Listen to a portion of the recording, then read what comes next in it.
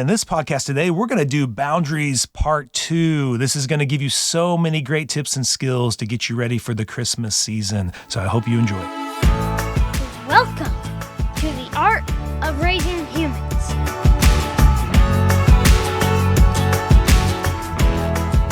Hello and welcome to episode 59 of The Art of Raising Humans. I'm Kyle. And I'm Sarah. And today we're going to hit episode 2 or part 2 of a two-parter conversation on boundaries. We wanted to make this a two-parter because boundaries is such a big issue in families. It is. It's very, very important. And we want to say Merry Christmas. This should be released the Monday before Christmas. Yeah. So I hope you guys are having hope everyone listening is having a fantastic time getting ready for the holiday season and all the fun times with New Year's coming up and all stuff. But specifically, we really hope that Christmas is going to be a great time for you and your kids.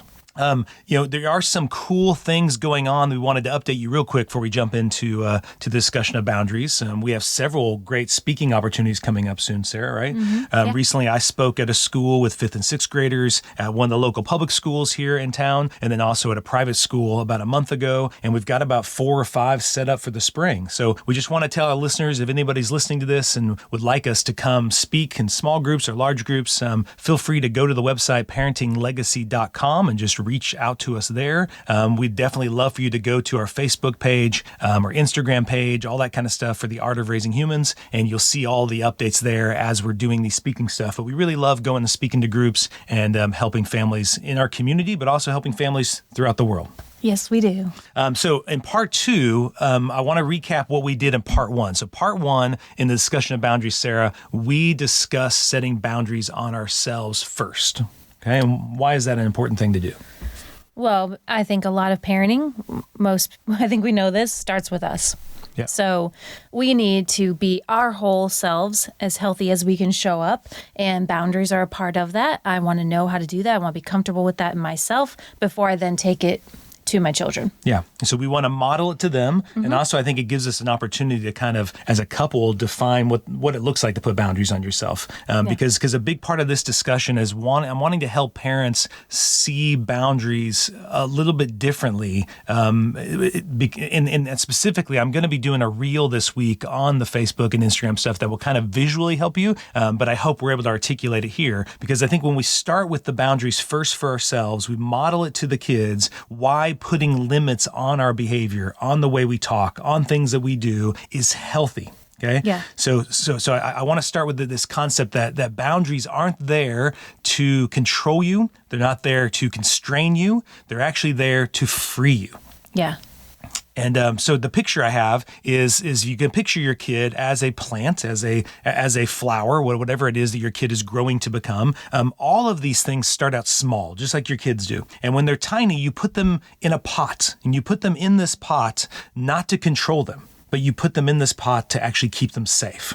Yeah. Mm-hmm. And so what I see that like, Sarah, is when our kids were small and they're just babies and they started to crawl or walk and they weren't just being with us all the time. We followed them around the house. Yeah. Yeah. And we removed things that might cause harm. We had our plug covers and we had cords put away, and we had created an environment for them to explore, thrive, be safe, feel loved.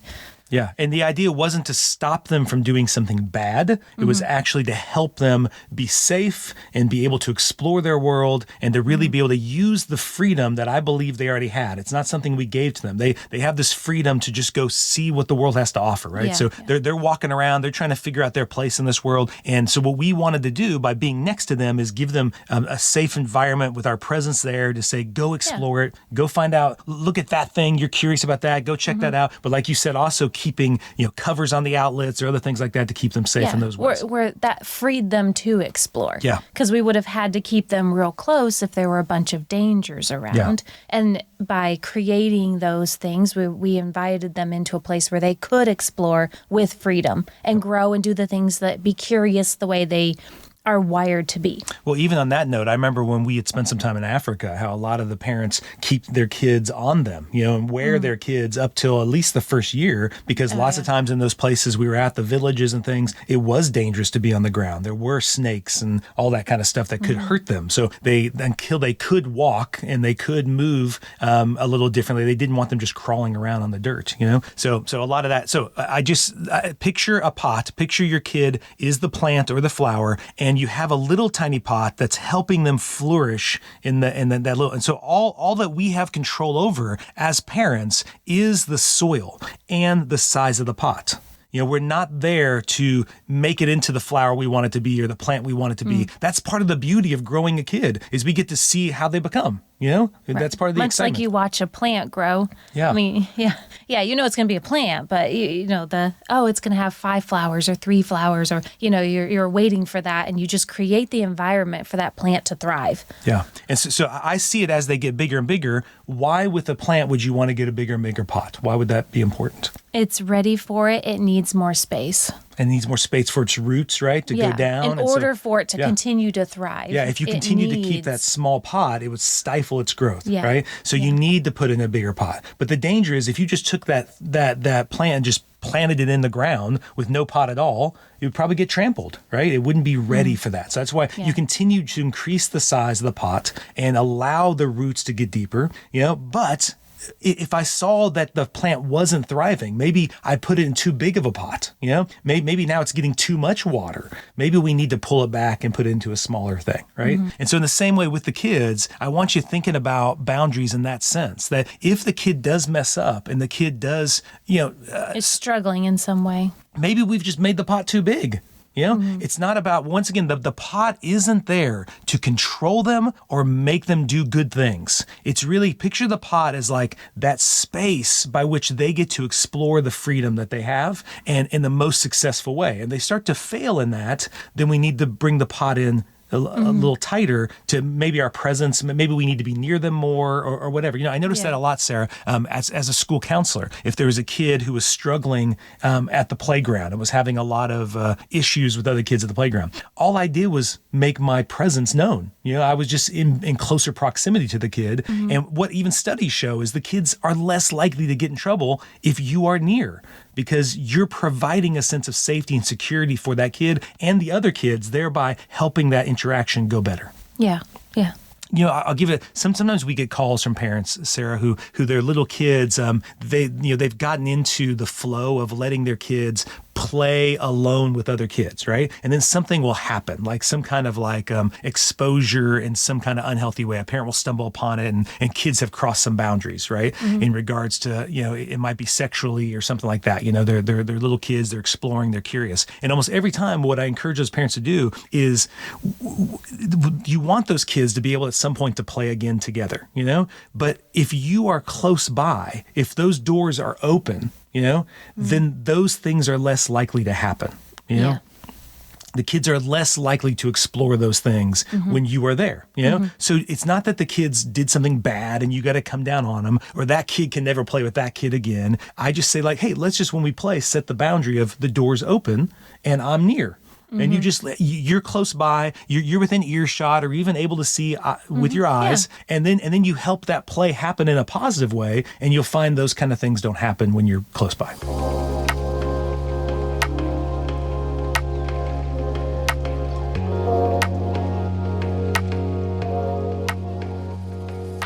So be picturing this idea of your kid being a plant or a flower in this potted plant, and then that's why you're setting boundaries now to help them flourish and really explore their freedom in a safe way.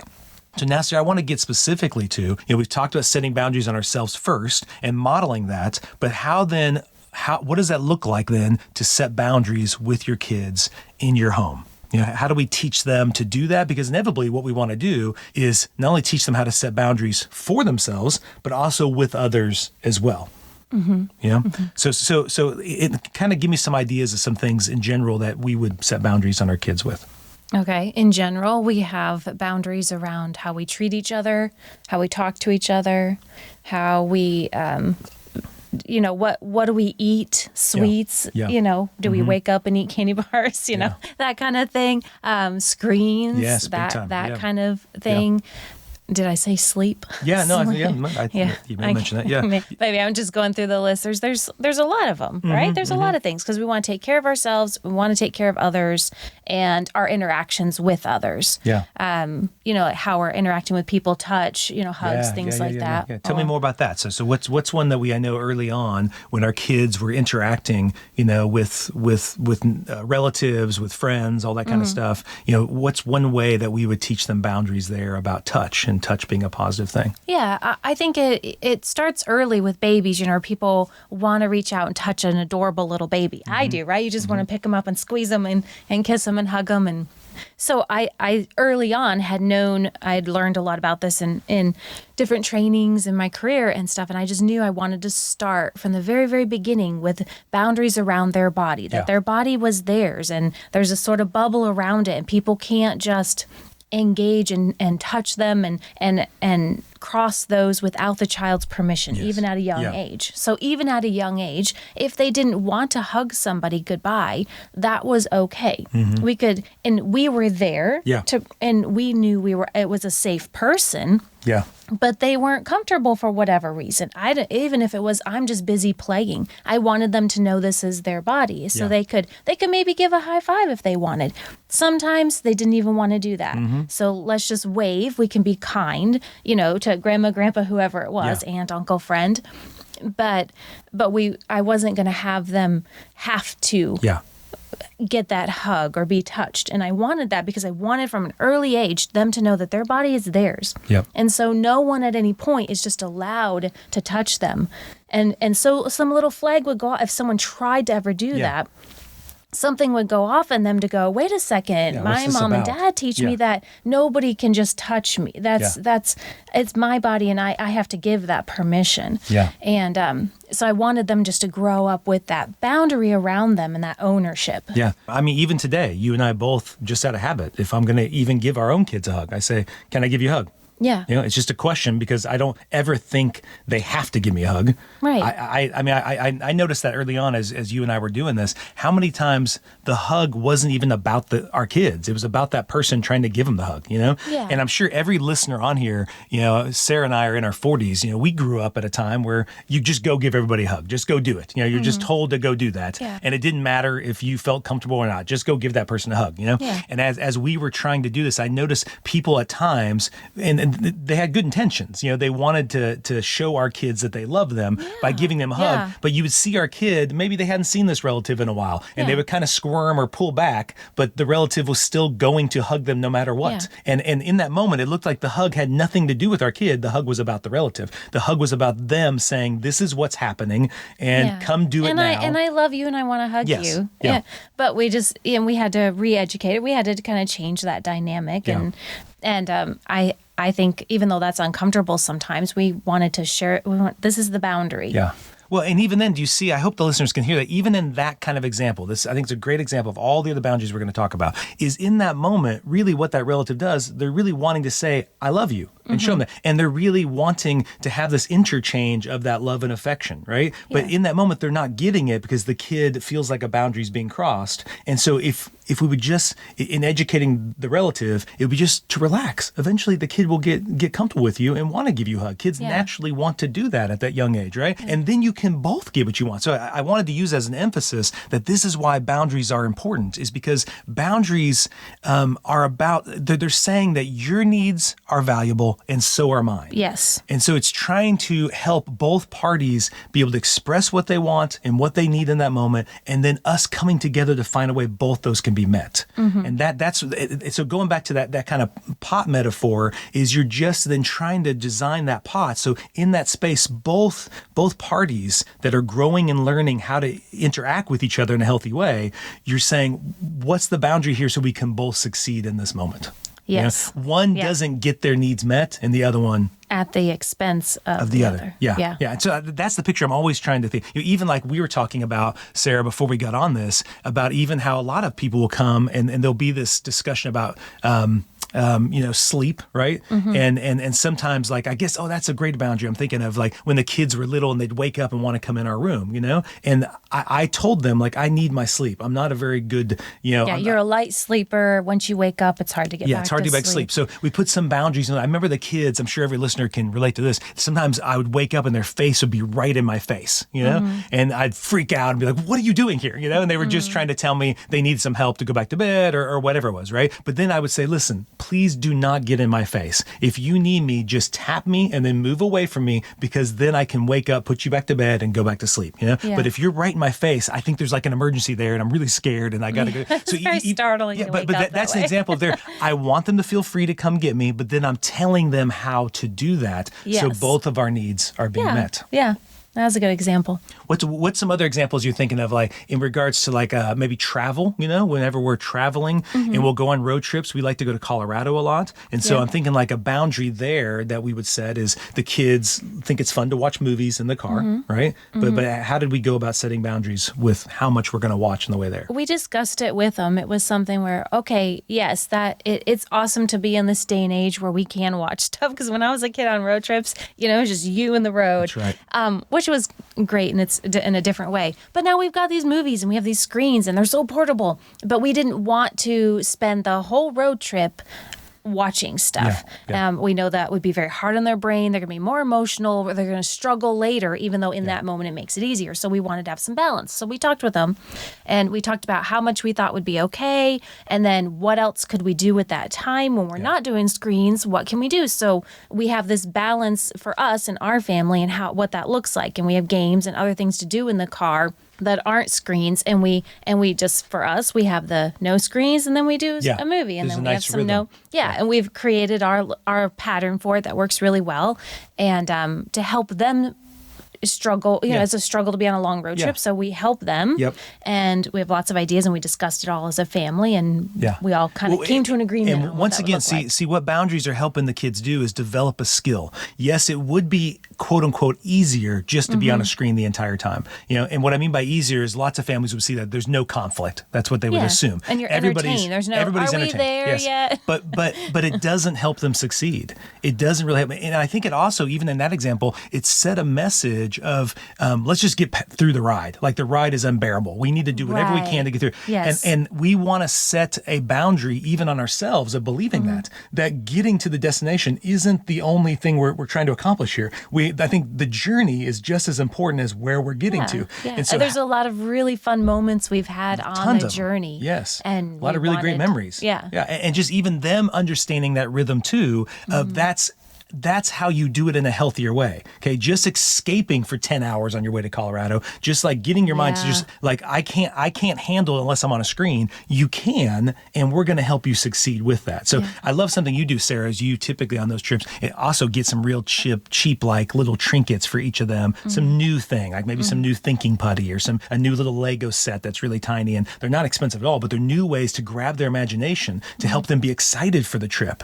Because that's something I don't want them to buy into, that on these long trips we just endure them until we get there. I want them to put boundaries on themselves on how they do the journey. And so that's now. I'm also thinking of another boundary for older kids is like how Abby, when she had her phone and she came to us with the list. We kind of talked about this in the previous episode, but she came with the positives of having a phone, the negatives of having a phone, and the boundaries she was going to place on the phone. So she was going to place boundaries like, I'm going to plug it in downstairs every night so I don't have it up in my room. I only want to be on it this much per day. I'm open to feedback from all of you if you think I'm on it too much.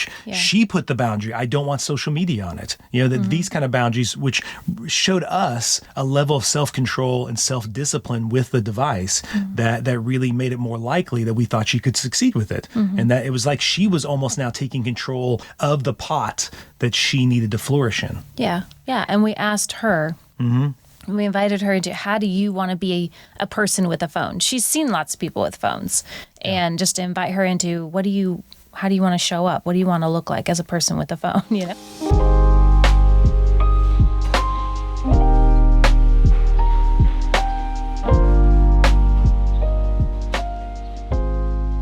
I want to discuss this stair-step idea, okay? So first of all, going back to us placing boundaries on ourselves, right? Boundaries on how we talk to the kids, right? Boundaries even on, I know we didn't express this particularly, but boundaries on using fear to control. So I'm thinking since we don't want to do that, not to say we never get scary or never yell, we do sometimes, but we always know when we've done that, we've crossed a boundary. Yeah. And the boundary is, I don't want to be treated that way. I don't want them using fear on me. I don't want them using fear on others. So as much as and we I would can, add to that guilt and shame. Yeah.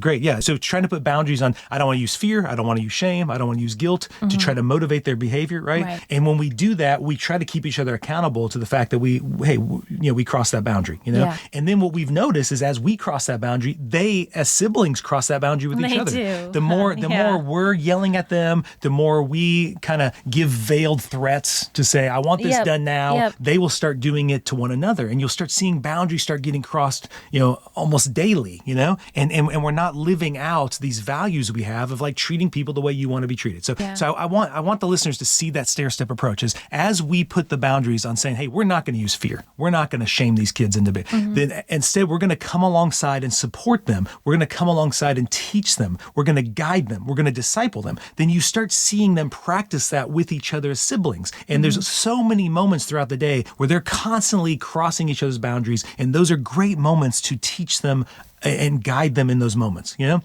And then the end result of that is then when they go out into the world, they're able to cultivate healthy interactions, healthy relations with people at school and at their jobs and those kind of relationships. They learn how to create the boundaries for themselves, create the boundaries for those they're in relationship with, and they carry that out there.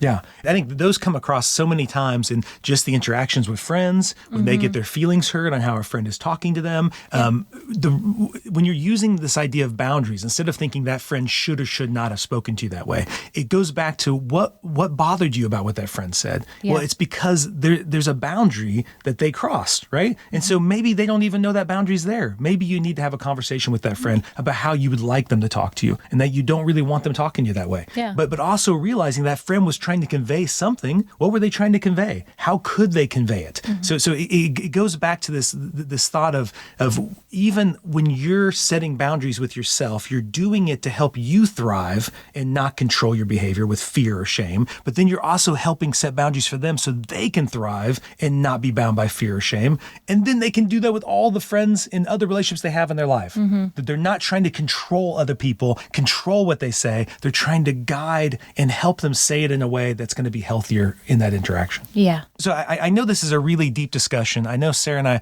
it's kind of a big discussion, but I hope with the picture of the plant with the pot, I hope it helps you, especially over this Christmas time. We specifically did this podcast for this time of year because you're going to be with a lot of family. There's going to be a lot of interactions with relatives. I think that hugging example was fantastic, Sarah, because that's going to happen a lot with relatives and stuff. And typically, like, I'll give a quick example. If a relative tried to do that and our kids seemed like we tried to hug them and they weren't ready for it, if they seemed uncomfortable, just say, hey, give them a minute. They'll warm up. They would love to hug you later, And it's a great opportunity even to talk to the kid to say, hey, what was so uncomfortable about hugging, that person? And then typically by the end of that Christmas time, they're ready to hug that person. And if they aren't, that's okay too. Yeah, and you just talk for your child. If your child's not, I don't know how the age is, but if your child isn't ready, I don't care if they're 10 and they're not ready, then I would just speak for them and say, oh, they're not ready to hug yet.